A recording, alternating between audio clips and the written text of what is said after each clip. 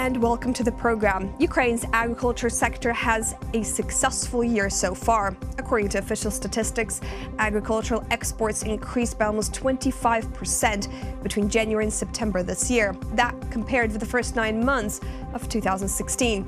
But what more can be done to ensure this upward trend in trade continues? Joining us is Vysotskyi, General Director of the Association Ukrainian Agribusiness Club. Thank you so much for joining me today. Thanks for inviting. So, how can Ukraine reclaim its title of breadbasket of Europe? Obviously, that's what it's been dubbed before, but this isn't what Ukraine is known as now. Actually, Ukrainian agriculture has done a lot during the last 3 years to recover all of this status, and but really lots of potential is still unrealized. According to our calculations, it can be at least additional 30–40% growth in the midterm and at least double growth in the long term. Now, is that quite a big number compared to the same time, say in 2016 and 2015? Actually, no, but really during the last 3 years it was more or less stable growth, but really it can double or it can really lift up very quickly in the nearest future. Right. So how much does Ukraine's agricultural sector contribute to the GDP of the country? If we look at the official statistics, it is around 16–18% of the GDP. But the expert calculations we do in our associations, if we take into account also other subsectors which are relying on the agriculture, it can be up to 30%. I mean, infrastructure, logistics, and so on. So it is quite substantial. But that number, 30% for Ukraine, is that a relatively small number considering that Ukraine has the richest type of soil in the whole of Europe and it has so much potential? Yes, actually, you're right. If we look at this number, it is large, but first of all, due to the overall decline of the economy. And if we look at the absolute figures of the agricultural sector, indeed, it's not so large if it could be. Taking into account the natural conditions, the favorable infrastructure position, logistics, and really closeness of the international markets, it can really increase. So, a few contributing factors must come together in order for Ukraine to really reclaim that breadbasket title. Now, it's largely reported that agricultural imports into Ukraine are growing, and in the first 5 months, as you said yourself as well, they grew by almost $200 million US dollars. Now, what products are lucrative in the agricultural sector? Actually, if you look at the import, usually it is a number of products which are more or less not produced in Ukraine. So we have two categories. First of all, fruits and vegetables, which are, according to the geography of Ukraine, can't be produced here. And we have another group of the products which can be produced in Ukraine, but so luxury products, which are consumed by the most wealthy consumers, which are regarded as a better quality, more safe, and so on, like milk, meat, and other products out from these products. And Ukraine has into force, the Canada-Ukraine Free Trade Agreement has also come into force. How has that affected Ukraine's agricultural sector? The association with the European Union actually has had a positive influence.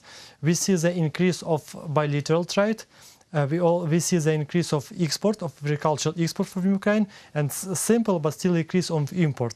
First of all, it is very beneficial for agricultural export from Ukraine, as it has provided the possibility new markets which are opened with duty-free, and second, it has created stimulus to increase the quality of the products, which helped not only to enter the European Union, but also which helped to start exporting to other countries in the world, which regard the European Union as a benchmark, and which assumes that if products are exported to the European Union, then they are of high quality and they can be exported to like Southeast Asia and Middle East as well. Right, now that you were just mentioning the European Union agreement with Ukraine. Now, what about Canada?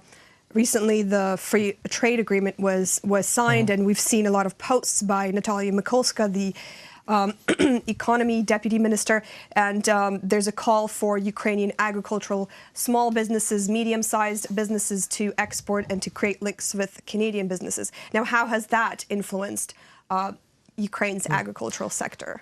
So far, it couldn't have influence it substantially, as we should take into account that usually in agriculture, especially in crop productions, you have like one yield per year. So it takes time to start producing new products, to start producing new products which can be focused on Canada. But potentially, indeed, it has lots of possibilities which can be provided, first of all, for small farmers in some horticulture and other labor-consuming, labor-intensive products. So we will look in the future. The agreement is in place, and it should provide first results as soon as next year, when we have the new yield, the new growing seasons in our sector. So a bit more time, I see. Now, what about the land reform? There's a lot of contention. Some say that the land belongs to the people, while others say that regulations should be loosened on who purchases and which companies purchase Ukrainian land.